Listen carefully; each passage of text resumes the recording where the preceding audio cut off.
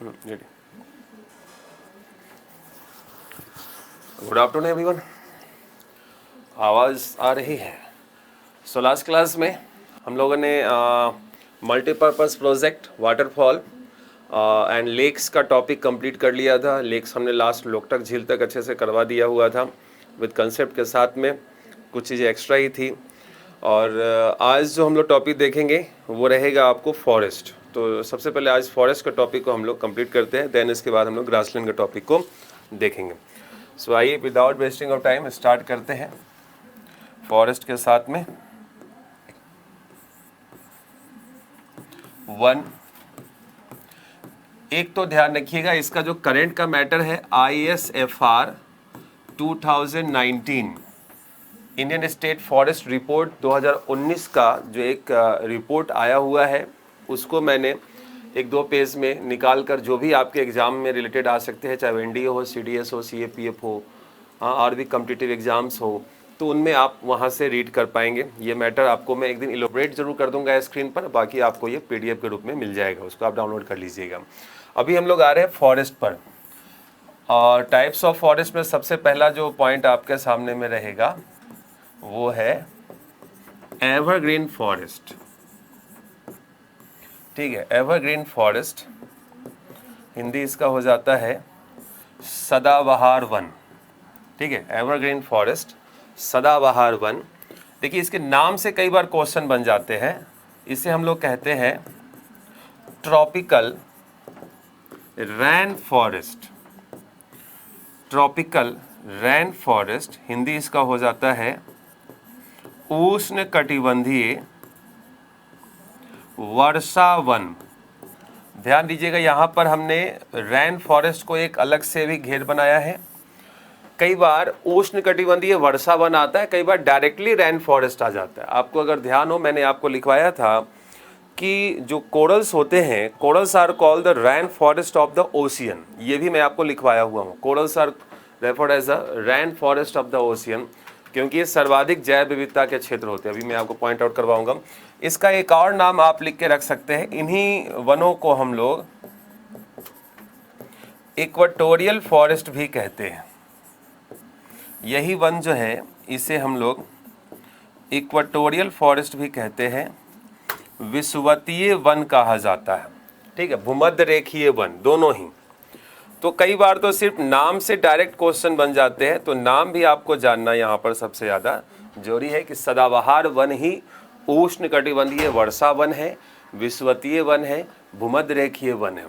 इन भागों में टेम्परेचर जो होता है हाई, फुल ईयर की स्थिति है, वर्ष भर तापमान ऊंचा रहेगा। रैनफॉल की अगर हम लोग चर्चा करें तो रैनफॉल भी इस भाग में हाई रहता है, 200 से 250 सेंटीमीटर। ठीक है, 200 से 250 सेंटीमीटर फुल ईयर रैनफॉल। ह्यूमिडिटी भी इस भाग में कैसी रहेगी? तो हाई। तो एक तो पहले बेसिक हमने देखा कि ह्यूमिडिटी भी क्या है, तो हाई, एवरग्रीन फॉरेस्ट के बारे में। देन हम लोग आ रहे हैं इसके पॉइंट पर कि इसके क्या फीचर्स होंगे। तो जरा फीचर्स को हम लोग देखते हैं। आइए फीचर्स को जरा हम लोग, ओ नो, ये नहीं, यहाँ से आएगा, ये रहा। फीचर्स को जरा हम लोग देखते हैं। देखिए, ये जो लोकेशन है मोस्टली जो पाए जाते हैं 10 degree north to 10 degree south के मध्य में पाए जाते हैं। अब भारत में कहाँ कहाँ होंगे वो भी हम लोग देखेंगे। 10 degree north to 10 degree south. ठीक, ये जो वृक्ष जो होते हैं काफ़ी सघन वृक्ष होते हैं। ठीक है, ध्यान दीजिएगा, काफ़ी सघन वृक्ष और अधिक ऊंचाई के वृक्ष होते हैं। ठीक, इनकी अगर हाइट की हम लोग बात करें तो ये वृक्ष की ऊंचाई 150 से 200 फीट तक होती है। ये डेंस फॉरेस्ट है, ये डेंस फॉरेस्ट है। यहाँ पर मिक्स्ड टाइप ट्रीज पाए जाते हैं। ध्यान दीजिएगा, सारे पॉइंट को एक एक करके हम लोग चर्चा करेंगे। ठीक है, कि ये हाइट जो है इन वृक्षों की 150 से 200 फीट। सघन वन के क्षेत्र है ये। यहां पर मिश्रित प्रजाति के वृक्ष पाए जाते हैं। ठीक है, इस भाग में मिश्रित प्रजाति के वृक्ष पाए जाते हैं, ये भी लिख के रखेंगे। इन वृक्षों के जो लकड़ियां होती हैं ये कठोर होती हैं।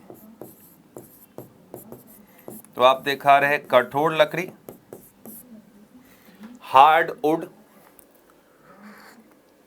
हाई ह्यूमिडिटी का रीजन होता है। काफी सारे मलेरिया डिजीज यहां पर आपको देखने को मिलेंगे। These are not very useful for timber and pulp industry.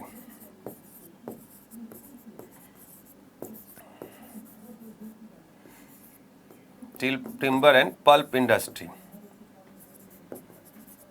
Hindi रहेगा these are not useful for timber and pulp industry. ये कास्ट एवं लुगदी उद्योग में, कास्ट एवं लुगदी उद्योग में अधिक उपयोगी नहीं है। कास्ट एवं लुगदी उद्योग में अधिक उपयोगी नहीं है, यह भी ध्यान में रखिएगा। ठीक है,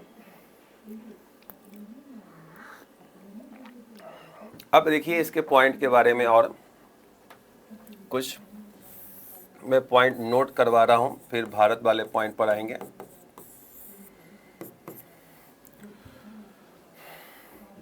इन वनों में कभी भी कोई ज्यादा आंतरिक भाग में प्रवेश नहीं कर सकता, क्योंकि बहुत ज़्यादा सघन वन है, कोई ट्रैक्टर ट्रॉली नहीं जा सकती। वृक्ष काफ़ी कठोर लकड़ी के हैं, इसको काटना आसान नहीं है, गलाना आसान नहीं है। एक पॉइंट लिखेंगे, maximum evergreen forest covered area are found in Amazon river valley, Brazil. Maximum evergreen forest covered area are found in Amazon River Valley, Brazil. सर्वाधिक सदाबहार वन के क्षेत्र,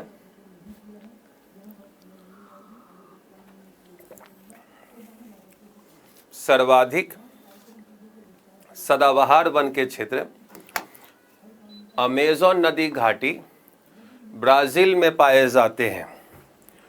अमेज़न नदी घाटी ब्राज़ील में पाए जाते हैं। ये वृक्ष देखिए और इनकी शाखाएं ऐसे होती हैं, देखिए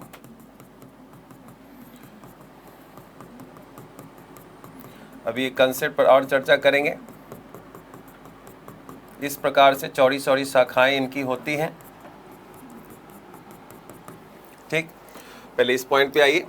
अमेज़न नदी घाटी ब्राज़ील में पाए जाते हैं और अमेज़न नदी घाटी ब्राज़ील में सदाबहार वनों को सेल्वास कहा जाता है। ये भी एक पॉइंट मेंशन करेंगे। अमेज़न नदी घाटी ब्राज़ील में सदाबहार वनों को सेल्वास कहा जाता है। अमेज़न रिवर वैली ब्राज़ील में सदाबहार वनों को सेल्वास कहा जाता है। Evergreen forest are called selvas in Amazon river valley Brazil. Evergreen forests are called selvas in Amazon River Valley, Brazil. ठीक है, ये भी ध्यान में रखिएगा।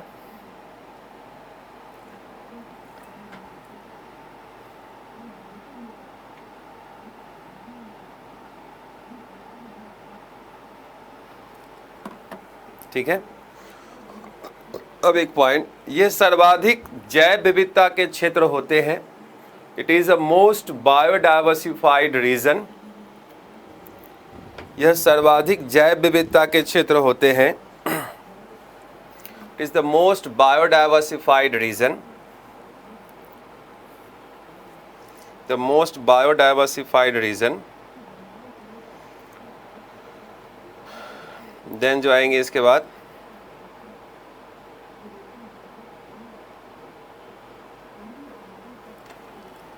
कि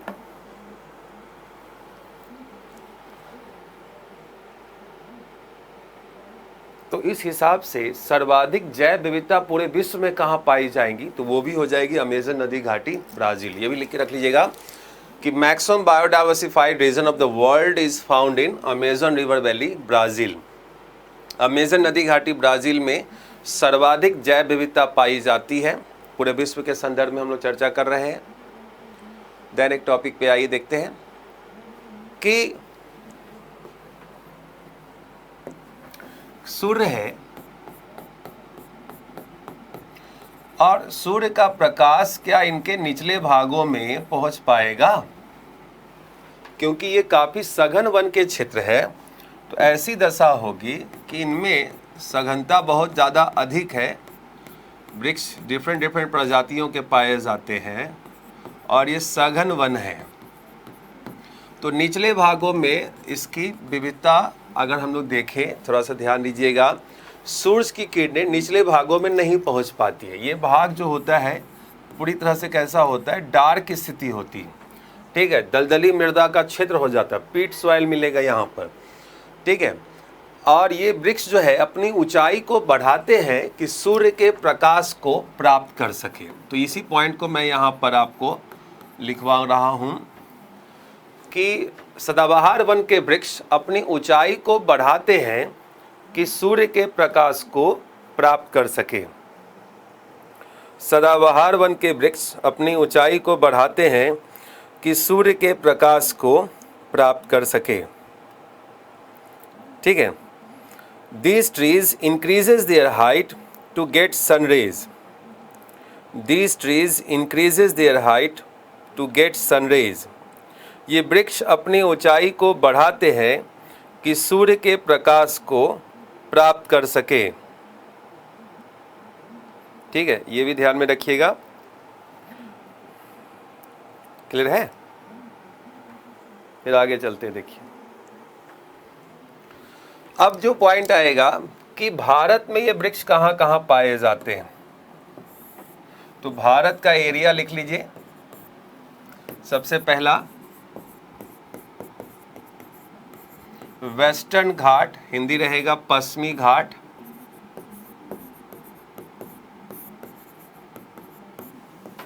वेस्टर्न घाट, पश्चिमी घाट। दूसरे नंबर पर है ईस्ट हिमालय, पूर्वी हिमालय। तीसरा है ईस्टर्न हिल्स, जिसको हिंदी में हम लोग कह देते हैं पूर्वांचल की पहाड़ी, पूर्वांचल की पहाड़ी।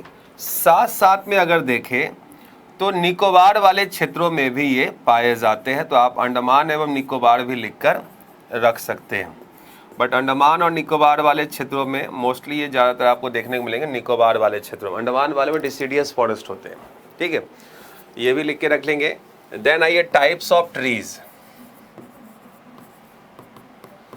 टाइप्स ऑफ ट्रीज, इनके वृक्षों की प्रजाति कौन कौन सी है, कौन कौन से वृक्ष यहाँ पाए जाएंगे। तो पहला वृक्ष का नाम है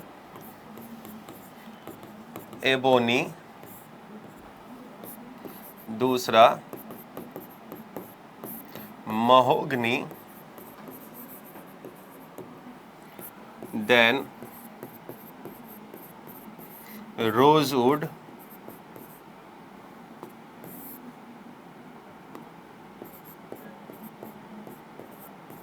रोजवुड, इवन बैम्बू। पहले बांस के भी वृक्ष को इसी में रखते थे, बट ध्यान रखिएगा बांस के वृक्ष को 2017 से वृक्ष की श्रेणी से हटा दिया गया है, ठीक है। अब जो बांस है, बैम्बू जो है, वो आपको वृक्ष की श्रेणी में नहीं आता है, ठीक है। क्लियर है पॉइंट? तो ये टाइप्स ऑफ ट्रीज भी हमने यहाँ पर आपको दिखा दी है। अब एक पॉइंट यहाँ पर ये भी रहेगा भारत के संदर्भ में कि भारत में सर्वाधिक जैव विविधता कहाँ पर पाई जाती है, तो वो है वेस्टर्न घाट, ठीक है। ध्यान रखिए भारत में सर्वाधिक जैव विविधता कहाँ पर पाई जाती है, तो वो है वेस्टर्न घाट। और जहाँ भी सदाबहार वन पाए जाएंगे वहीं पर आपको जैव विविधता अधिक पाई जाती है। तो ये हमने पॉइंट आउट दिखाया आपको यहाँ पर कि भारत के जैव विविधता के क्षेत्र ये आपके सामने में है। और इसी को एक और पॉइंट में मैं आपको दिखा देता हूँ। It is called the hot spot. Hot spot, hot spot क्या होता है? एक ऐसा क्षेत्र जहाँ पर सर्वाधिक जैव विविधता पाई जाती है, जहाँ पर ह्यूमिडिटी अधिक होती है, जहाँ पर टेम्परेचर अधिक होते हैं, सदाबहार वन के वृक्ष के क्षेत्र हॉट स्पॉट कहे जाते हैं। And this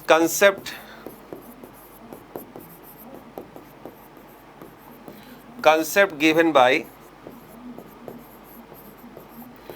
Norman Myers। concept given by Norman Myers।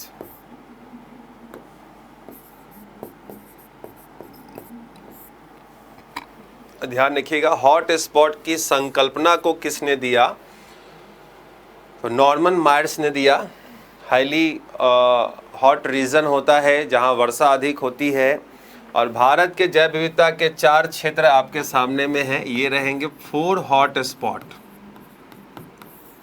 यही भारत के 4 हॉट स्पॉट है। वेस्टर्न घाट, पूर्वी हिमालय, ईस्टर्न हिल्स और अंडमान निकोबार को हम लोग विद सुंडा रीजन ध्यान में देते हैं।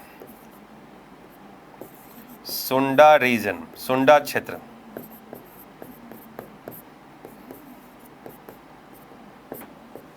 ठीक है, तो ये 4 भारत के हॉट स्पॉट भी है। हॉट स्पॉट क्या होता है वो भी आपने जाना, और यहाँ पर सदाबहार वन पाए जाते हैं, ये भी आपको ध्यान में रखने की ज़रूरत है। तो ये सब अभी तक हमने सिर्फ एवरग्रीन की चर्चा किया है। नेक्स्ट हम लोग आएंगे, पौधा रहेगा जो वृक्ष आ रहे हैं वो है deciduous forest. Deciduous forest second number पर, इसे हम लोग कहते हैं पर्णपाती या पतझर वन, और यही कहलाता है ट्रॉपिकल फॉरेस्ट, उष्ण कटिबंधीय वन। यही कहलाता है मॉनसून फॉरेस्ट। यही है मॉनसून वन। भारत में कोई वृक्ष जो सर्वाधिक पाया जाता है, किसी प्रकार का वन जो सर्वाधिक पाया जाता है, वो पतझर वन, डिसीडियस फॉरेस्ट होते हैं। तो भारत में सर्वाधिक किस प्रकार के वृक्ष पाए जाते हैं, तो आप ध्यान रखिएगा, वो है आपके सामने में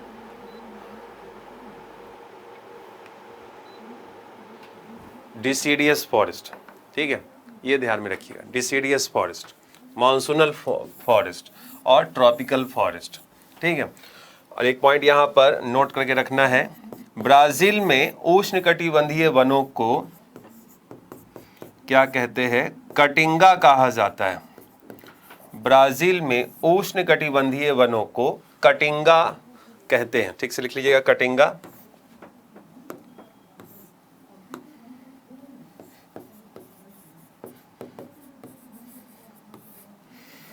ठीक है, evergreen deciduous forest are called caatinga in Brazil. यहाँ पर अमेजन नदी मत जोड़ दीजिएगा, इन ब्राज़ील 10 से 20 डिग्री वाले रीजन मिलेंगे। ठीक है, तो अब आते हैं इनके पॉइंट्स पर। ये जो वृक्ष होते हैं ये वर्ष में एक बार अपने पत्तों को गिरा देते हैं। ऐसा क्या हो जाता है कि ये अपने पत्तों को गिरा देते हैं? ठीक, it's just because to maintain their moisture level inside the surface.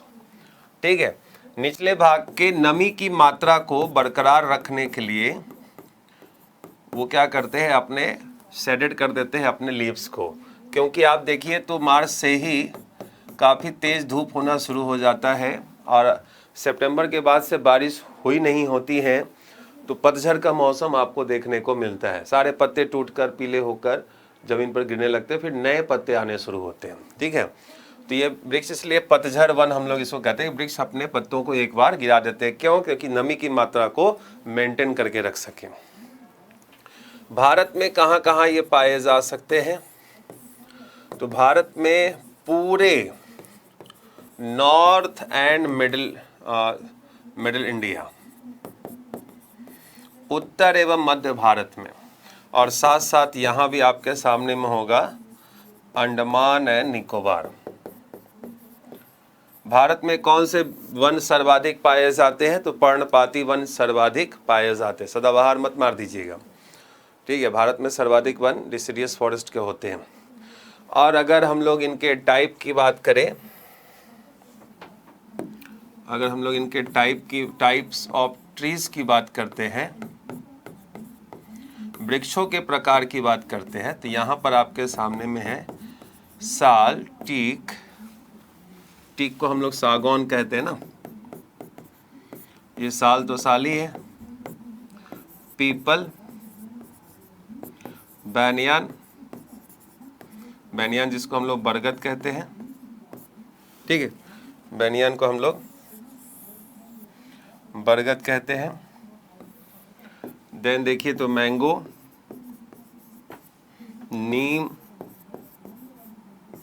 सब इसी में होंगे। जो भी आपका पसंदीदा पेड़ हो ना, यहाँ पर आप इसके नाम लिखकर रख सकते हैं। आम, नीम, महुआ सब यहीं पर रहेगा, ठीक है। टाइप्स ऑफ ट्रीज है, इनको भी ध्यान में रखिएगा, इनसे भी क्वेश्चन बन जाते हैं। ये सब डिसिडियस फॉरेस्ट है, ठीक है। नेक्स्ट जो आते हैं, तीसरा नंबर जो है वो है कॉनिफेरस फॉरेस्ट, कोणधारी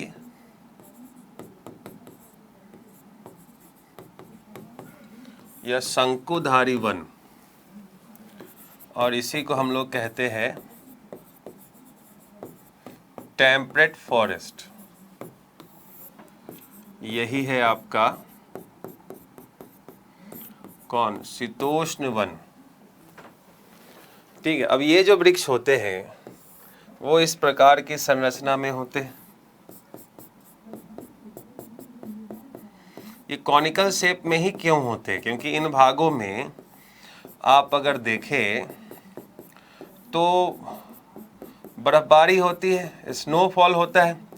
अब स्नोफॉल की स्थिति होगी और यहाँ आम का पेड़ हो, तो इनके शाखाओं पर, पत्ते पर अगर शाखाओं पर बर्फ जमा हो जाएगा तो टूट जाएगा पेड़ ना। तो इसलिए ये जो वृक्ष होते हैं ये आपको कॉनिकल शेप में होते हैं। और अगर किसी एक क्षेत्र में मान लीजिए कि यह देवदार का पेड़ है, तो ये अगर 90 फीट है तो सारे वृक्ष जो होंगे 90 फीट के होंगे। ये इनकी विशेषता होती है। विशेषताओं को ध्यान में रखिएगा कि ये जो है सिंगल टाइप ट्रीज है मतलब एकल प्रजाति के वृक्ष है। माने एक जगह स्थान विशेष पर एक ही प्रजाति के वृक्ष आपके सामने में होंगे। ये जो होते हैं ये सॉफ्ट वुड होते हैं, मुलायम लकड़ी के वृक्ष होते हैं,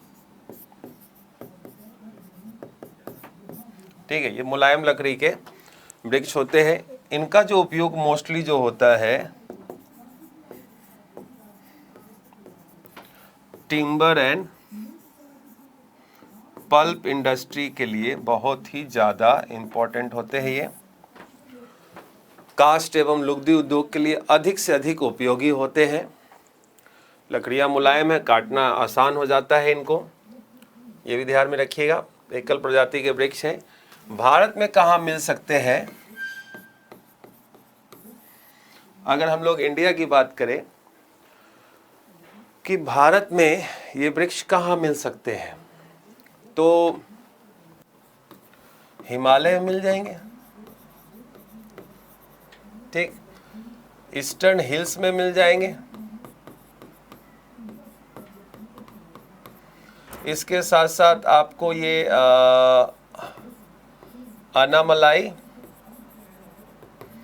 नीलगिरी की पहाड़ी पर भी मिल जाएंगे। इन सब पहाड़ियों पर भी कॉनिफेरस फॉरेस्ट आपको देखने को मिल जाएंगे। इन वृक्षों की ऊंचाई भी अधिक होती है। अब देखिए, इन वृक्षों की ऊंचाई हम लोग दिखा रहे हैं 100 से 150 फीट। यहाँ पर हो क्या रहा है, तो टेम्परेचर हो गया है कम और वर्षा हो रही है 100 से 150 सेंटीमीटर। तो इस कारण से वर्षा अगर अधिक होगी तो वृक्षों की ऊंचाई अधिक होगी। मैं आपको एक कंसेप्ट अभी दिखाता हूं। देखिए, वर्षा अगर अधिक होगी तो वृक्षों की ऊंचाई भी अधिक होगी। कैसे, जरा देखिए।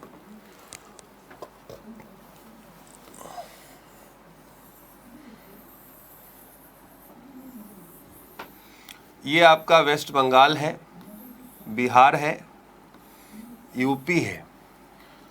तो जैसे जैसे आप वेस्ट बंगाल से दिल्ली की ओर जाते हैं, वर्षा की मात्रा होती है कम। तो ऐसी स्थिति में क्या होगा कि जैसे अभी हमने चर्चा किया था किसका, पर्णपाती वन का। जरा सा कंसेप्ट देखिएगा, पर्णपाती वन। अब इस पर्णपाती वन के भी हम लोग 2 टाइप्स कर सकते हैं वर्षा के आधार पर। देखिए, समझिए जरा सा। एक हमने कर दिया ह्यूमिड डिसिडियस, दूसरा हमने कर दिया ड्राई डिसिडियस। मतलब ये जो हो गया, ये है आर्द्र पर्णपाती और ये जो है ये है शुष्क पर्णपाती। देखिए, ऐसे कैसे हो सकता है कि डिसिडियस फॉरेस्ट ही आपको 2 प्रकार से हो गए। तो इन भागों में 150 से 200 सेंटीमीटर बारिश हुई, तापमान ऊंचा है। इन भागों में 100 से 150 सेंटीमीटर बारिश हुई, यहाँ भी तापमान ऊंचा है, क्योंकि ये आंतरिक भाग में चले गए, कोस्टल से दूर हो गए। अब जैसे हमने बनाया ये यूपी और ये बिहार, तो यूपी का ये जो भाग है बिहार के साथ में, ये ईस्ट यूपी है और ये रहा बिहार। इन भागों में जो वृक्ष होंगे ये ह्यूमिड डिसिडियस होंगे। ठीक है, यहाँ पर जो वृक्ष होंगे ये ह्यूमिड डिसिडियस होंगे। अगर आम का पेड़ भी है, नीम का पेड़ भी है, थोड़ा सा ऊंचाई उसकी अधिक होगी, स्पाइट ऑफ वेस्ट यूपी। पश्चिमी यूपी में पेड़ों की ऊंचाई क्या हो जाएगी, कम। क्यों? क्योंकि वर्षा कम। वर्षा जैसे जैसे कम होते जाएगी तो पेड़ की ऊंचाई भी क्या होती है, कम होते जाती। इस चीज को ध्यान में आपको रखने की जरूरत है। टेम्परेट रीजन में फिर से वृक्ष ज्यादा ऊंचाई के कैसे हो गए, क्योंकि तापमान हो गया कम और वर्षा 100 से 150 सेंटीमीटर। यहां पर तापमान तो उच्च है, टेम्परेचर कैसा है तो हाई।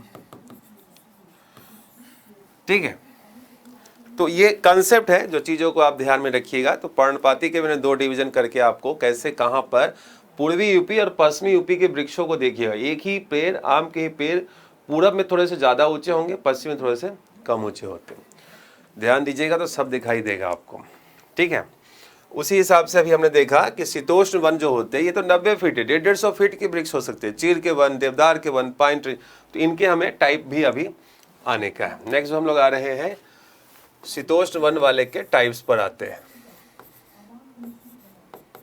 Types of trees. शीतोष्ण वन में देखिए कौन कौन से पाए जाएंगे। इन्हीं वनों के जो छाल होते हैं उनसे चिकिल नामक आपको लिक्विड निकलेगा, गोंद बनाया जाएगा। ठीक है, च्युइंगम बनाए जाते हैं। देखिए यहाँ पे वृक्षों के नाम, सबसे पहले हमने दिया पाइन, जिसको चीड़ कहते हैं, सीडर, देवदार कहते हैं, ओक, ओक ही रहेगा, बर्च, बर्च ही रहेगा, देन है मैपल, मैपल ही रहेगा। Next one is chestnut, chestnut ही रहेगा। And the one more redwood,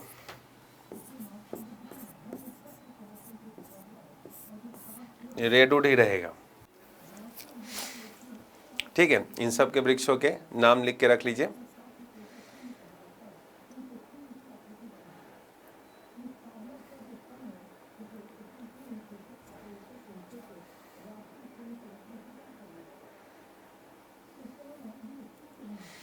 तो ये हमने कॉनिफेरस फॉरेस्ट की चर्चा यहाँ पर किया है, चीज़ों को ध्यान से देखना है। अगर हम लोग देखें, जब आप हिमालय वाले रीजन में जाएंगे तो आप देखिएगा इस प्रकार से कट मारा हुआ होता है चीर के पेड़ में, और यहाँ पर ऐसा एक कॉनिकल इंस्ट्रूमेंट लगा देता है, उसमें वो लैटेक्स वगैरह जमा होते रहते हैं, उनसे गोंद बनेगा, च्युइंगम बनेगा, वृक्षों से निकलते हैं रस, ठीक है, लिक्विड। तो ये ध्यान में रखिएगा। ये हमने कॉनिफेरस को देखा, तो अभी तक हमने सदाबहार वन, डिसीडियस और कॉनिफेरस तीनों को आपको दिखाया है। नेक्स्ट आइए, नेक्स्ट आते हैं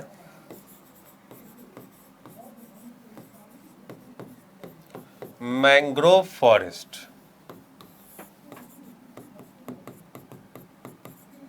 ये है मैंग्रोव वन। अब आप कहेंगे मैंग्रोव वन क्या होते हैं, अभी उस पर हम लोग करेंगे चर्चा। पे तो नाम जानिए, इसी को हम लोग डेल्टाई फॉरेस्ट भी कहते हैं,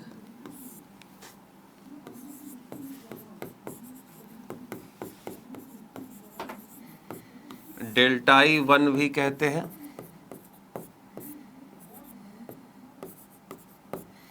यही जो है कहलाता है गरान वन,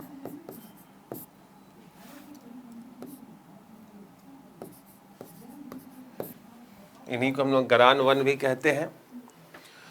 ये जो वृक्ष जो होते हैं,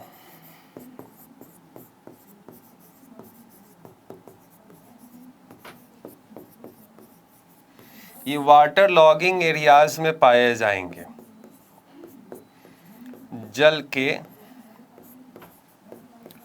जमाव वाले क्षेत्रों में, ठीक है, जल के जमाव वाले क्षेत्रों में।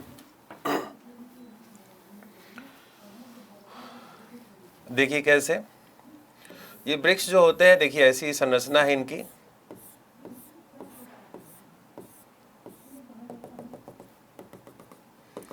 इनकी जो जड़ें जो होती है, ये मिट्टी में भी है,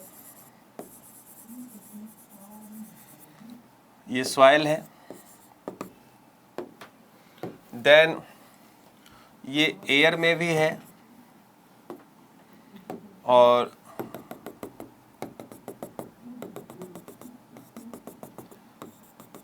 ये जल में भी है, वाटर। तो इनकी जड़ की विशेषता है, ये जड़ जो है इसको हम लोग कहते हैं एरियल रूट। बहुत ही कठोर सख्त जड़ें होती हैं, जिसका कुछ भाग मिट्टी में है, कुछ भाग जल में है, कुछ भाग एयर में है। तो आप कहेंगे ऐसे कैसे? तो ऐसी संरचना इसकी है। आप देख रहे हैं यहाँ पर ये वृक्ष है,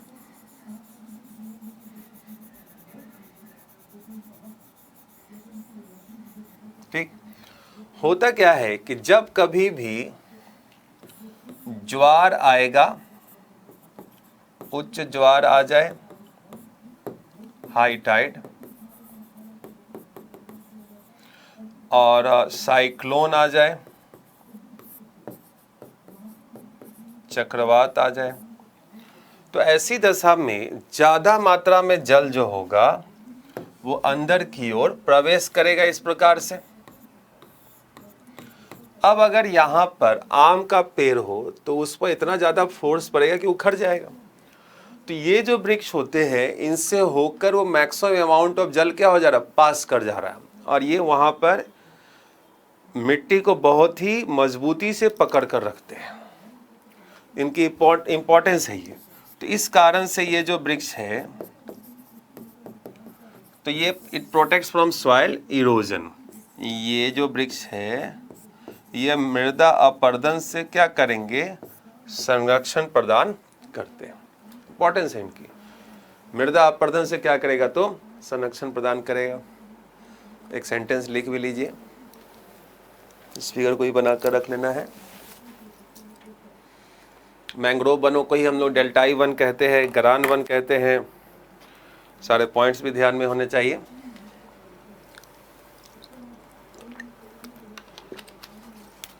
सॉरी, एक मिस्टेक यहाँ पर हो गया है, थोड़ा सा एरियल लिख दिया मैंने लगता है। इसको ना कीजिएगा जरा, स्टिल्ट रूट, सॉरी एरियल रूट तो अलग ही होते हैं, स्टिल्ट रूट, ठीक है, ये ध्यान में रखिएगा। स्टिल्ट रूट बहुत ही कठोर और मजबूत जड़ें जिनको हम लोग कहते हैं। एरियल तो वो हो जाएगी जो हवा में, वायु में लटकी हुई होती है, ठीक है। इसको सेंटेंस लिखवा दे रहा हूं, इसको लिख लीजिएगा कि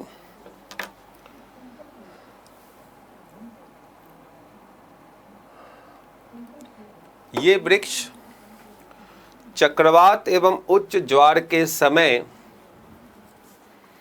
ये वृक्ष चक्रवात एवं उच्च ज्वार के समय मृदा अपरदन से संरक्षण प्रदान करते हैं। मृदा अपरदन से संरक्षण प्रदान करते हैं। These trees protects from soil erosion.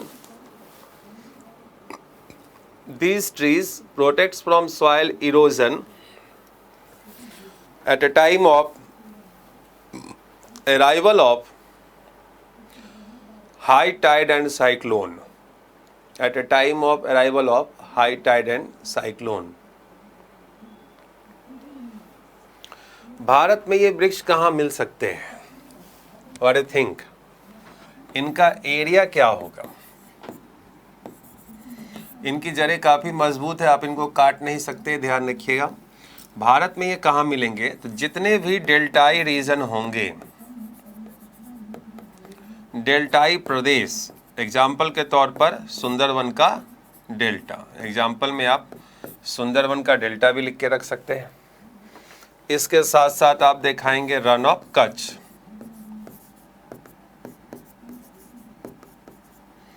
Kutch का run, run of Kutch, Kutch का रन। ये मैंग्रोव वन के पॉइंट इसको ठीक से लिख लीजिए।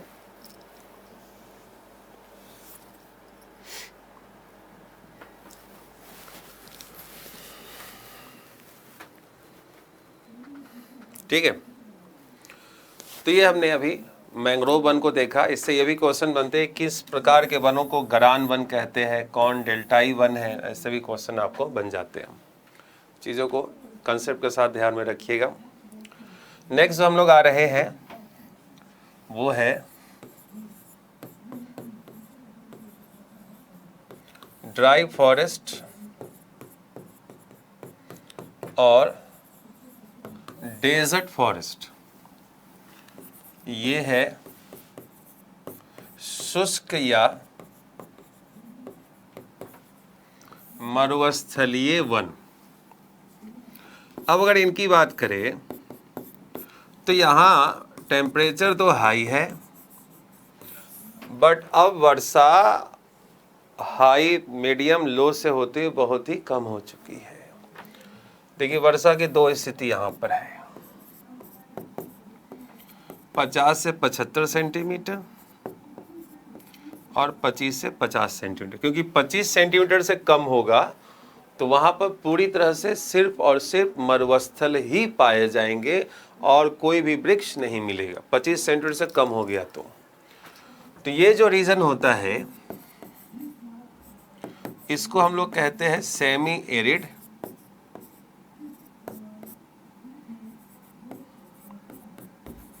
ये है अर्ध शुष्क, and here it is arid, ये है शुष्क।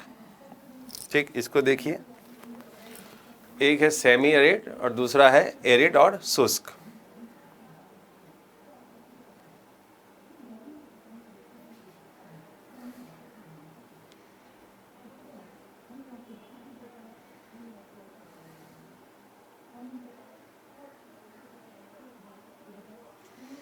ठीक, अब जो ये जो वृक्ष होते हैं, जरा सा इनकी पॉइंट आउट देखिएगा, इनकी ऊंचाई है बहुत ही कम। इन वृक्षों की ऊंचाई जो है कम, हाइट इनका बहुत ही कम, बट इनके वृक्षों की जड़ें जो होती हैं ये ज़्यादा गहराई में चली गई। ठीक है, तो आप यहाँ दिखा रहे हैं कि जड़ों की गहराई अधिक,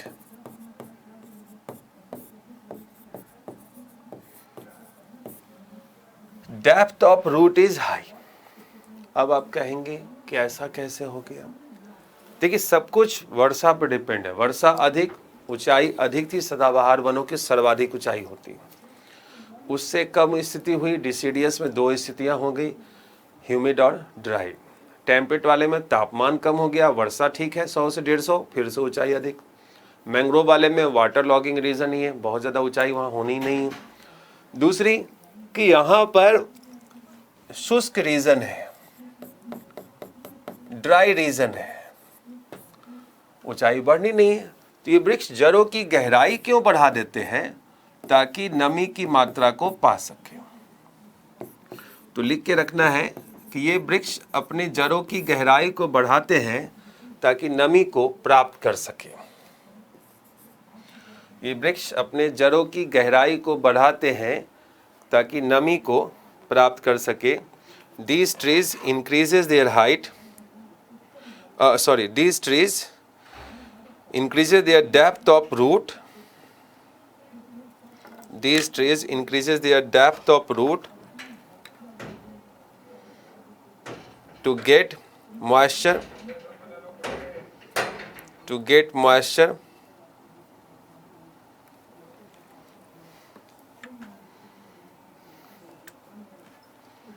ठीक है,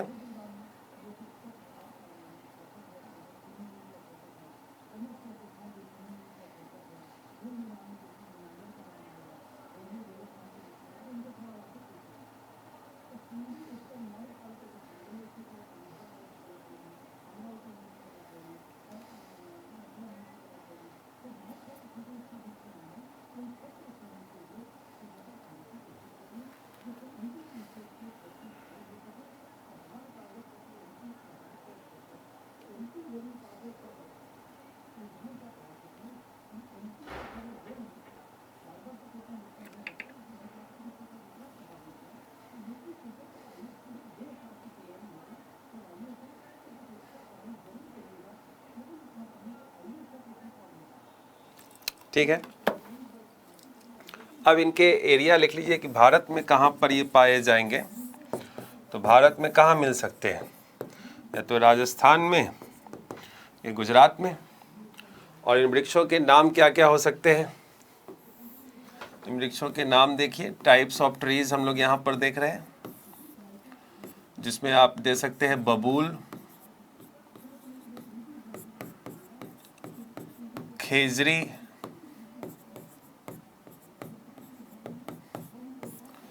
कीकर,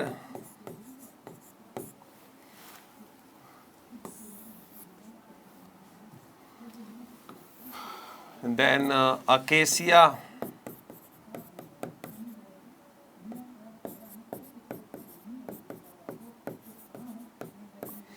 और नागफनी कैक्टस। सब इसी के तो वृक्ष है, बबूल, खेजरी, कीकर, अकेसिया, नागफनी, कैक्टस, सब। ठीक है, ये ड्राई फॉरेस्ट है। डेजर्ट फॉरेस्ट 50 से 75 सेंटीमीटर अगर बारिश होती है तो इसे हम लोग कहते हैं अर्ध शुष्क। अगर 25 से 50 सेंटीमीटर वर्षा अगर होती है तो ये कहलाते हैं शुष्क। इससे कम होगा तो मैंने आपको बोला ही है कि इससे कम हो जाएगा तो फिर गड़बड़ हो जाएगा।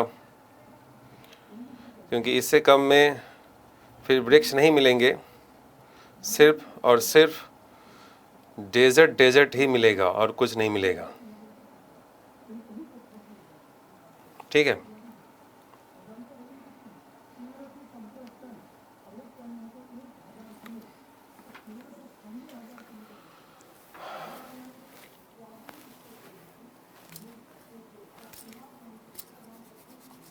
क्लियर है। नेक्स्ट पे आते हैं।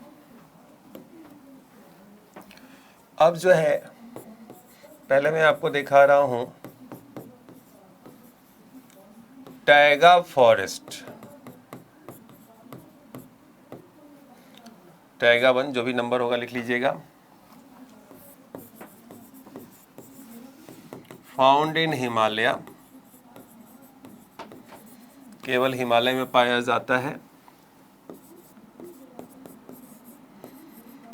वर्ल्ड वाइड अगर बात करें तो वर्ल्ड वाइड इसका जो एरिया होता है 60 degree north latitude to 70 degree north latitude in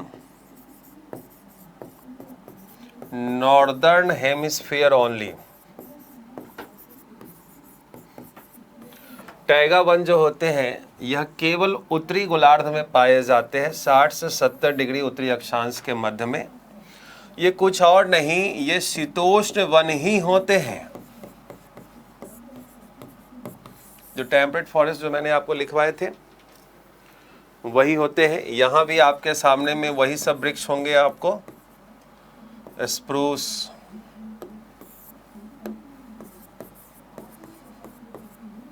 pine, oak, chestnut,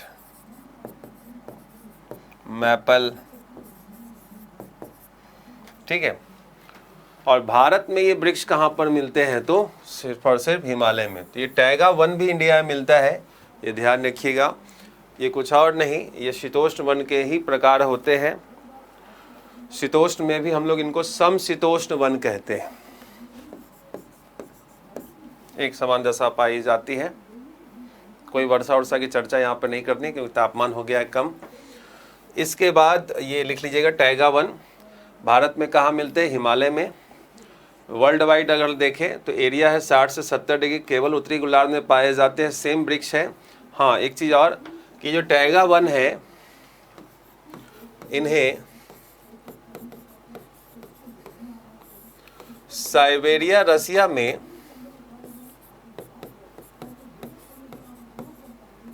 boreal one कहा जाता है।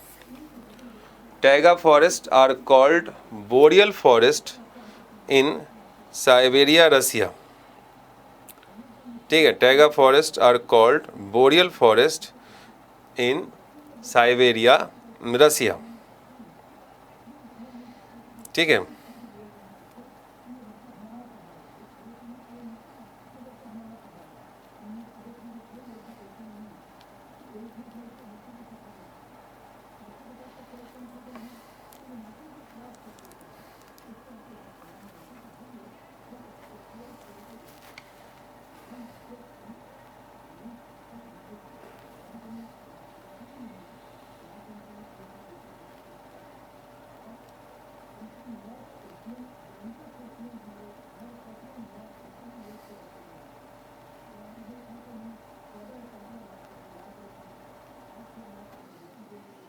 ठीक है।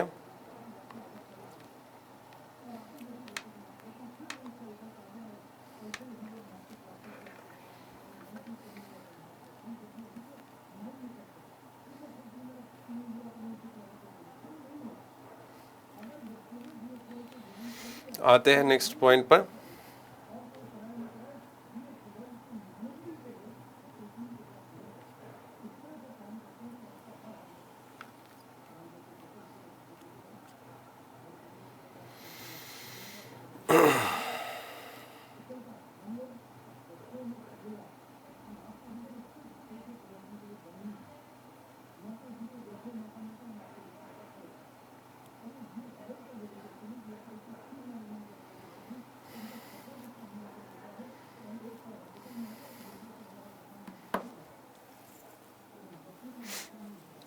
अब एक आते हैं टुंड्रा फॉरेस्ट पर जरा, जनरली ये फॉरेस्ट वगैरह तो होता नहीं लेकिन फिर भी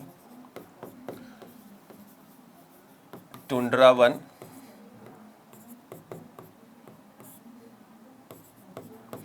यहाँ पर क्या पाए जाते हैं, तो लाइकेन, मॉस,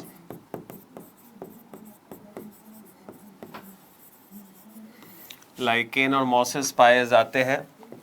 इनके जो एरियाज होते हैं 70 डिग्री टू 80 डिग्री, ठीक है, 70 से 80 डिग्री में। और भारत में कहाँ होंगे, तो भारत में ऑब्वियस सी बात है कि हिमालय पर ही केवल पाए जा सकते हैं टुंड्रा वन। तो यहाँ पर अगर हम लोग देखें तो सिर्फ लाइकेन और मॉसेस पाए जाते हैं, वर्षा यहाँ होती नहीं, बहुत ही कोल्ड एंड ड्राई रीजन का क्षेत्र होता है और it develops only in summer, it develops only in summer, केवल ग्रीष्म काल में ये वृक्ष क्या होते हैं, झाड़ियाँ के समान और मॉसेस वगैरह काई के समान जो होते हैं ये डेवलप कर पाते हैं। इनको भी ध्यान में आपको रखना है, ठीक है, टुंड्रा फॉरेस्ट को भी। तो यही सब फॉरेस्ट है जिनसे कि मोस्टली क्वेश्चंस पूछे जाते हैं कि वृक्ष के प्रकार कौन से हैं, कहाँ मिलते हैं, उनके कुछ स्पेशल फीचर्स हैं, इन सब से क्वेश्चन आपको बनते हैं जो मैंने अभी आपको लिखवाया है। वृक्ष के साथ साथ एक टॉपिक होता है यहीं पर घास स्थल, ग्रासलैंड, जिसको कि मैं आपको साथ साथ में ही लिखवा देता हूँ, ठीक है। तो यहाँ तक लिख लीजिए पहले तेजी से, फिर आगे की ओर ले चल रहा हूँ आपको।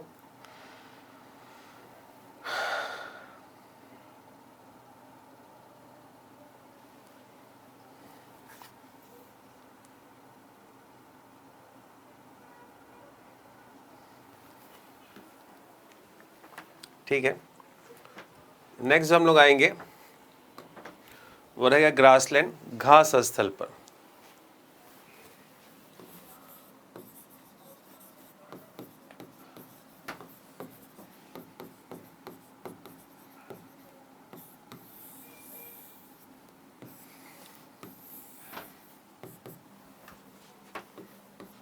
ग्रासलैंड भी हम लोग दो टाइप के यहाँ पर दिखाएंगे,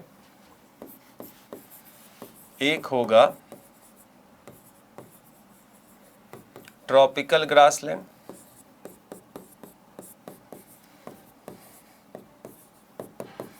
उष्णकटिबंधीय घास स्थल। दूसरा जो है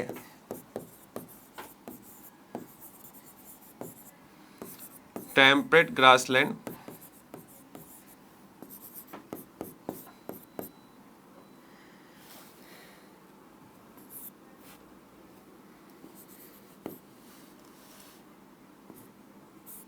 शीतोष्ण घास स्थल।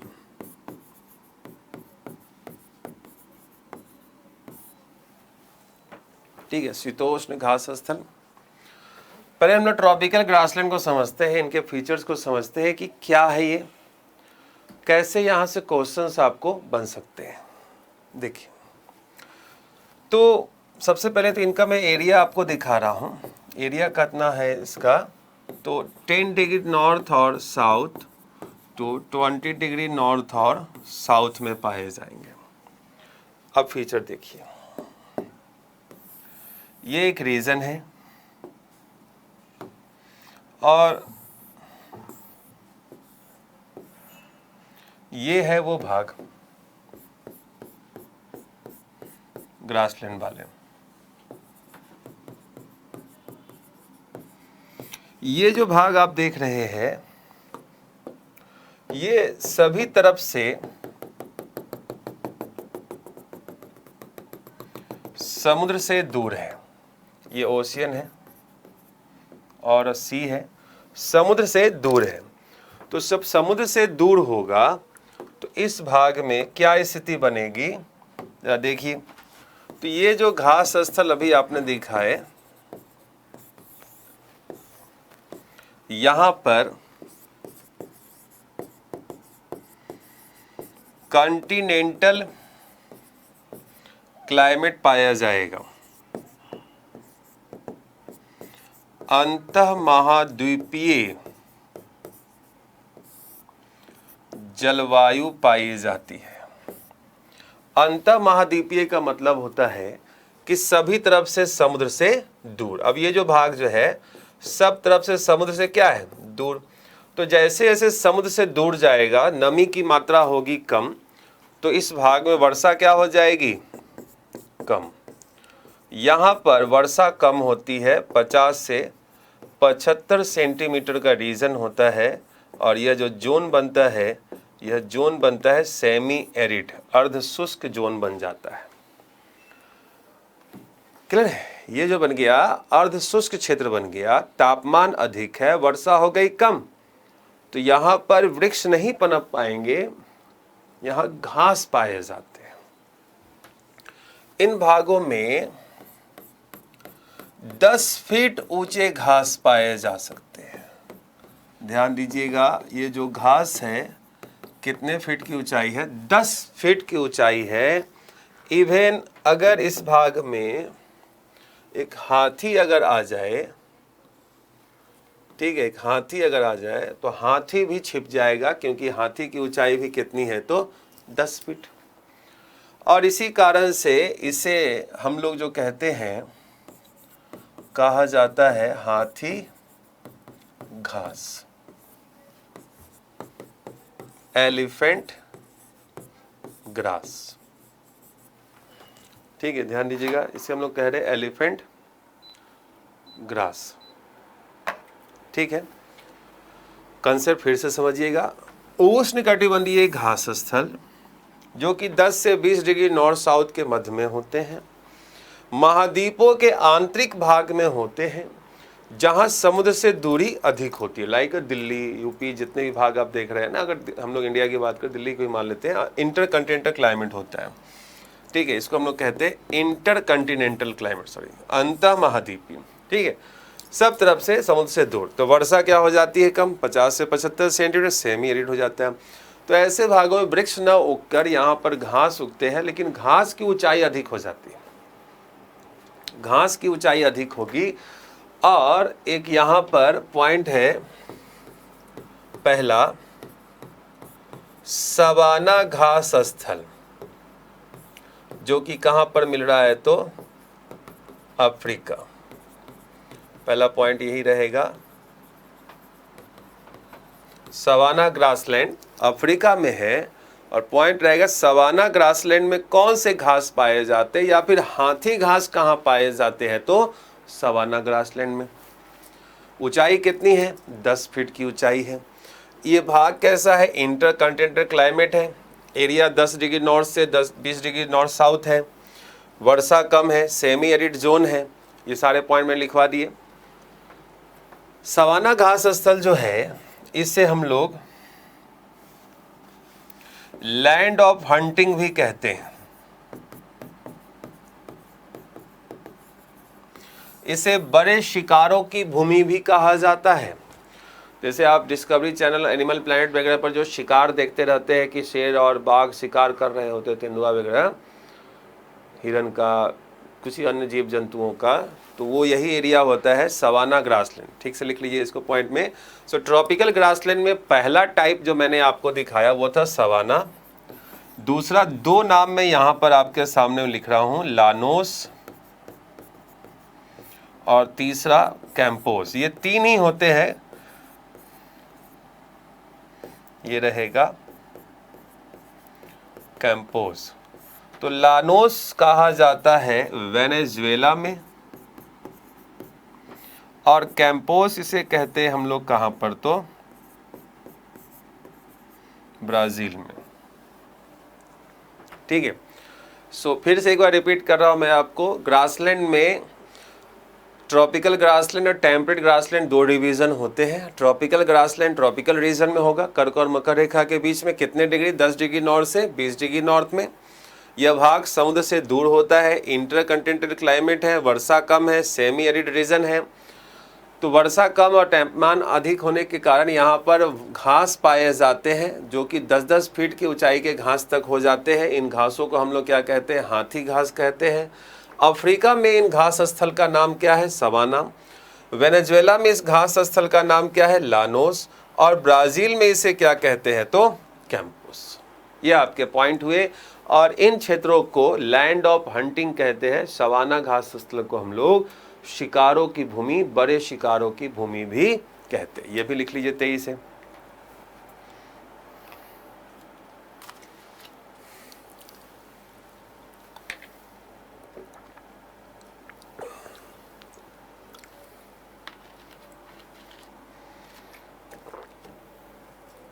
बड़े शिकारों की भूमि भी कहा जाता है। एरिया और ये सब ध्यान में रखिएगा, सब तरह से क्वेश्चन पूछे जाते हैं। ये एक दो पॉइंट वन लाइनर नहीं है, कंसेप्ट के साथ। दोनों हेमिस्फीयर, नॉर्थ में भी साउथ में भी, भारत में ऐसे ग्रासलैंड नहीं मिलते हैं जो इस तरह के पार्टिकुलर नेम वाले देखने को आपको मिले, ध्यान रखिएगा।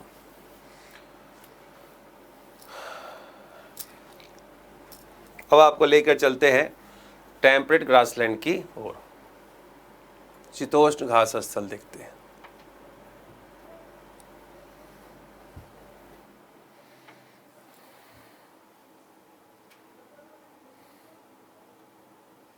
आइए इंग्लिश लिख दूं। लानोस को हम लोग इंग्लिश में कहाँ पर मिलेगा, तो वेनेजुएला। इधर इंग्लिश लिख दे रहा हूं मैं।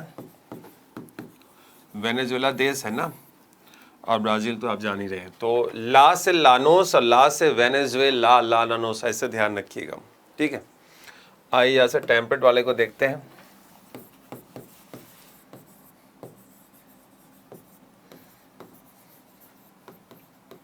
टेम्परेट ग्रासलैंड ये है शीतोष्ण घास स्थल। अब यहाँ पर क्या हो गया, टेम्परेचर हो गया कम। यहाँ पर उतनी टेम्परेचर होनी नहीं है। यहाँ से जो मोस्टली क्वेश्चन पूछे जाते हैं वो देखिए जरा सा। सबसे पहला इन घास स्थलों का नाम देखिए। इनको हम लोग कहते हैं प्रेरी। प्रेरी कहाँ पर, तो यूएसए, नॉर्थ अमेरिका। देन हम लोग देखें स्टेपी। स्टेपी हम लोग कहते हैं यूरोप में। देन आइए वेल्ड। वेल्ड इसे हम लोग कहते हैं साउथ अफ्रीका। देन आइए डाउन्स। डाउन्स, डाउन्स इसे कहाँ पर कहा जाता है, ऑस्ट्रेलिया। देन हम लोग देखें तो पुस्ताज। पुस्ताज इसे हम लोग कहते हैं हंगरी में।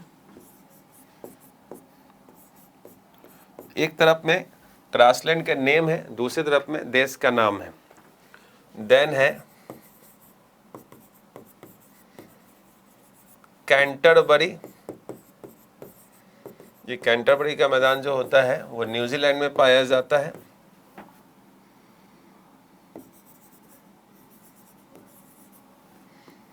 न्यूजीलैंड। देन देखिए पंपास। पंपास कहाँ पर, तो अर्जेंटीना एंड उरुग्वे।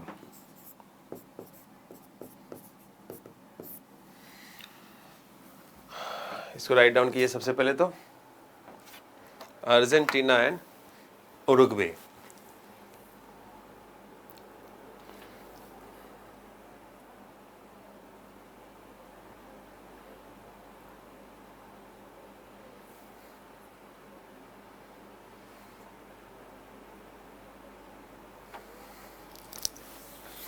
प्रेरी कहाँ पे कहते हैं, यूएसए में। Steppe Europe, weld south Africa, downs Australia, पुस्ताज Hungary, Canterbury New Zealand, pampas Argentina and Uruguay. ठीक है। अब मैं एक फिगर आपको दिखाता हूँ साउथ अमेरिका का। वहाँ पर आप तीन चीज़ों को एक साथ देख पाएंगे। तीन क्या, चार पांच चीज़ें मैं वहाँ पर आपको दिखाता हूँ। देखिए, ये लिख लीजिएगा।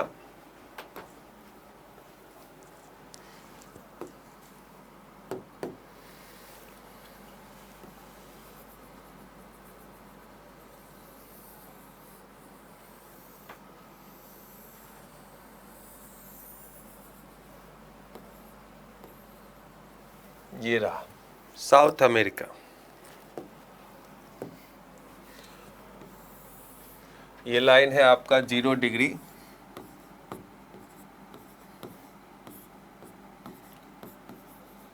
विषुवत रेखा, ठीक। यहां से गुजरती है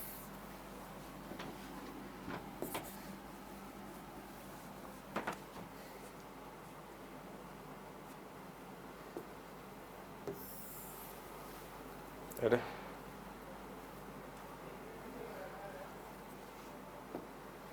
कोई नहीं, आइए ध्यान दे दें, इस लाइन को थोड़ा सा ऊपर करना है, कोई दिक्कत नहीं।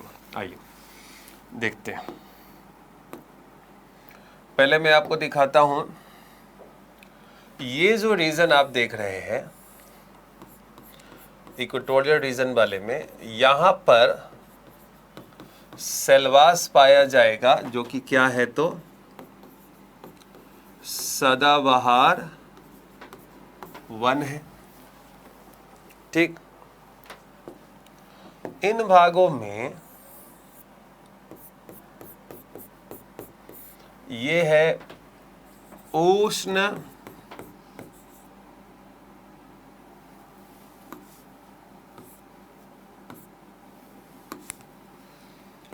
कटिबंधीय वन,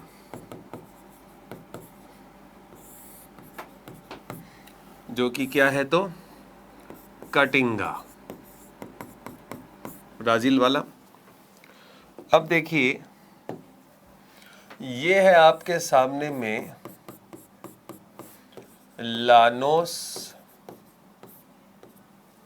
ये है आपके सामने में कैंपोस। यहां वाला भाग जो है, ठीक है, ये थोड़ा सा नीचे ले आएंगे हम लोग इसको, कोई बात नहीं है, ऐसे कर दीजिए। तो ये वाला भाग जो आप देख रहे हैं, ये हो जाता है क्या, पंपास, ठीक है। तो यहीं पर हमने सेल्वास, लानोस, कैंपोस, कटिंगा और पंपास को दिखाया। तो ये ग्रीन ग्रीन वाले से जो है ये दोनों ट्रॉपिकल है, और ये टेम्परेट वाला पंपास जो है अर्जेंटीना और उरुग्वे में। ध्यान दीजिएगा, पंपास के क्षेत्र में एक घास होता है जिसे हम लोग कहते हैं अल्फा अल्फा ग्रास। ध्यान दीजिएगा, इसका नाम है अल्फा अल्फा ग्रास और अल्फाफा ग्रास, जो भी आए। क्वेश्चन आता है अल्फा अल्फा क्या है या फिर अल्फाफा क्या है। तो अल्फाफा भी घास है, अल्फा अल्फा दोनों एक ही है, घास है ये, ध्यान दीजिएगा। छोटे छोटे घास होते हैं और ये बड़े ही पौष्टिक घास होते हैं, जिन्हें की न्यूट्रिशस ग्रास होते हैं। ये अपने किसको खिलाते हैं, कैटल को खिलाते हैं, गाय को खिलाते हैं। तो इससे क्या होती है, गाय काफ़ी हष्ट-पुष्ट हो जाएगा। फिर उसको यहाँ पर अर्जेंटीना में स्लॉटर हाउस काफ़ी डेवलप है। स्लॉटर हाउस की अगर हम लोग बात करें, बूचर खाना जिसे हम लोग कहते हैं, here you can find out the totally mechanized slaughter house. पूरी तरह से मैकेनाइज्ड होते हैं, मशीनीकृत होते हैं। You just have to introduce the cattle there and the packaged meat you will receive from the machine. तो पूरे विश्व में मैक्सिमम अगर एक्सपोर्टर कोई है और पैकेज्ड मीट, तो वो है अर्जेंटीना। ध्यान रखिएगा, पैकेज्ड मीट का सबसे बड़ा एक्सपोर्टर, निर्यातक पूरे विश्व में कौन है, तो वो है अर्जेंटीना। अब आप एक चीज ध्यान दीजिएगा, अब मैं आपको एक चीज दिखाता हूं। देखिए, इधर की तरफ है नॉर्थ अमेरिका, ये है आपका साउथ अमेरिका, ये हो गया यूरोप और ये है आपका अफ्रीका। इन्हीं के बीच में आपको ये क्या है, तो समुद्र है जो कि आप कह रहे हैं अटलांटिक महासागर। तो जितने भी जो डेवलप कंट्रीज जो है इन्हीं दोनों के मध्य इन्हीं दोनों के किनारे पर तो है यूरोप और नॉर्थ अमेरिका। देन तो साउथ अमेरिका अगर हम देखें तो जो डिमांड्स है यूरोप में मैक्सिमम होती है रॉ मीट और पैकेज्ड मीट की। तो ये साउथ अमेरिका वाले अर्जेंटीना किसको एक्सपोर्ट करेगा, यूरोप को। नॉर्थ अमेरिका से भी यूरोप, साउथ अमेरिका से भी यूरोप। तो पूरे सभी महासागरों में सर्वाधिक व्यस्ततम महासागर कौन सा, एक नोट करके रख लीजिएगा पॉइंट यहां पर। Which ocean is most busiest ocean.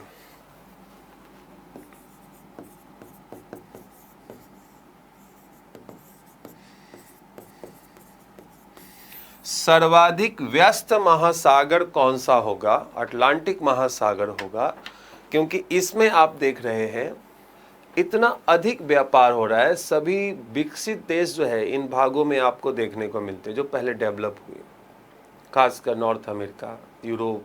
हाँ, तो इन्हीं के बीच में सर्वाधिक व्यापार होता है, ट्रेड होता है। Maximum busiest ocean for trade and commerce की अगर हम लोग बात करें तो वो रहेगा अटलांटिक महासागर, ध्यान रखिएगा।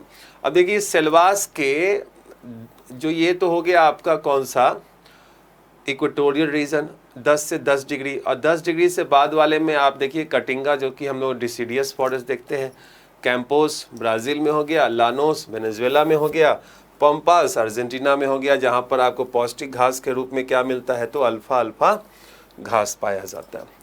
तो यही इतना है जिसको कि आपको ध्यान में रखने की ज़रूरत है। इसके आगे फिर हम लोग करेंगे जो कि होगा सॉइल और क्रॉप्स फार्मिंग, ठीक है। ये मेजर सेक्शन बच रहे हैं। एंड देन जो मैटर है वो मैं फैक्चुअल नोट्स के साथ में जितने भी एग्रीकल्चर और जो भी चीज़ें बच रही हैं उसको करवाऊंगा। और एक बड़ा टॉपिक बचेगा वो होगा क्लाइमेट ऑफ इंडिया, भारत की जलवायु, तो वो हम लोग कंप्लीट करेंगे। और इसी वीक आज 22 मार्च है, इसी वीक आपका कोर्स ज्योग्राफी का फिनिश होगा सैटरडे तक मैक्सिमम। और जो बायो का पार्ट बच रहा है तो बायो के टीचर आपको लगाए भी गए थे 1-2 टीचर, लेकिन शायद बच्चे लोगों ने बताया कि उतना अच्छा फीडबैक नहीं है। So we will introduce some other teacher. So wait for the biology classes. Physics आपकी ऑलरेडी जितेश सर की है ही, तो बायो केमिस्ट्री हमें बस फिनिश करवाना है, यहाँ पे हो जाएगा, परेशानी होना बिल्कुल भी आप लोगों को। तब तक आप इन चीज़ों को रीड करते रहिए, आगे जैसा भी रहेगा हम लोग चीज़ों को लेकर चलेंगे, ठीक है। तो आज के लिए इतना ही रखते हैं, फिर आप लोगों से मुलाकात होगी कब, कल, ठीक है। और तब हम लोग चीज़ों को लेकर आगे की ओर मूव करेंगे। तो आज के लिए इतना ही रखते हैं, तब तक के लिए नमस्कार, धन्यवाद।